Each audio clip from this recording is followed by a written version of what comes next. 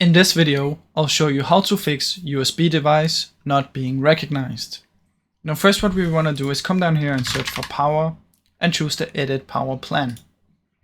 Now in here what you want to do is head over to power options, choose the one that you have selected, doesn't matter if it's any of these, but the one you have selected you want to change plan settings, change advanced power settings.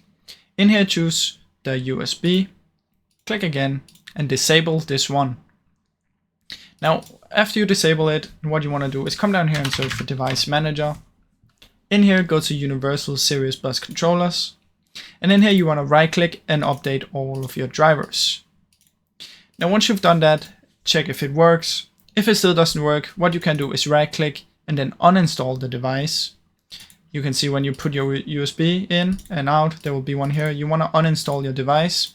And then to reinstall it, you want to click Action, scan for hardware changes, and then let it install the new one. Now, one of these two should hopefully fix your issue. If it did, please leave a like and subscribe, as it helps me out a ton. Thank you so much for watching.